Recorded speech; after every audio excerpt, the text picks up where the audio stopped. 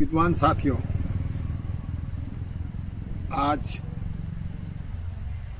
मैं एक बात कहना चाहता हूँ। मेरा एक निवेदन है, हम प्रकृति से दूर होते जा रहे हैं, हम नेचर से दूर होते जा रहे हैं।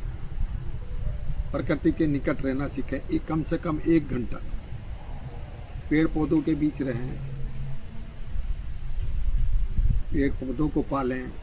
कम से कम एक पौधा, एक पेड़ साल में अवश्य लगाएं। एक गमले में, अपने घर में एक गमले को विकसित करें, उसमें पौधा विकसित करें। इससे आपके जीवन में बड़ा परिवर्तन आएगा। कैसे आएगा? आप करुणा में हो जाएंगे।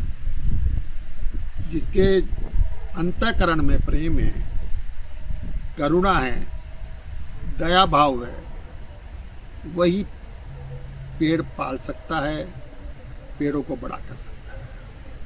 आपने देखा होगा, जो माली पेड़ पौधों को संवारते हैं, उनके मन में बड़ा करुणा भाव होता है।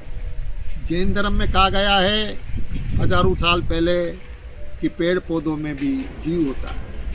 इसी बात को 19वीं शताब्दी में जगदीश चंद्र बसु ने बताया वैज्ञानिक तरीके से कि पेड़ पौधों में जीवन होता है, ये भी सांस लेते हैं और अब तो सर्वविदित है।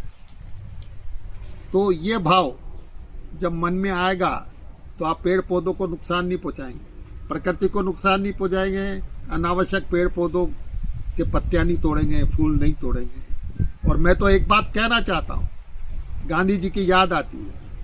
गांधी जी कभी भी फूलों की माला नहीं पहनते थे। आप सूत की माला पहनाएं, आप मोतियों की माला पहनाएं, पुरओठ कर लें, शब्दों से उनका आप एक गौरव कर लें। देखिए कि शब्दों में बहुत सामर्थ्य है।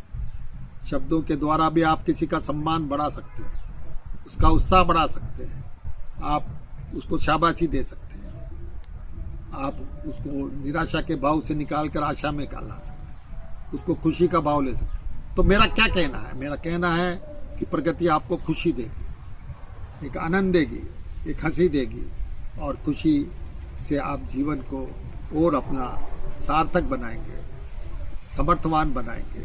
और यही एक अमूल्य देन है ईश्वर की, प्रकृति ने हमें दी है। उस प्रकृति का लाभ उठावें। सहज ही आपको ऑक्सीजन मिल रही है, और यह ऑक्सीजन कैंसर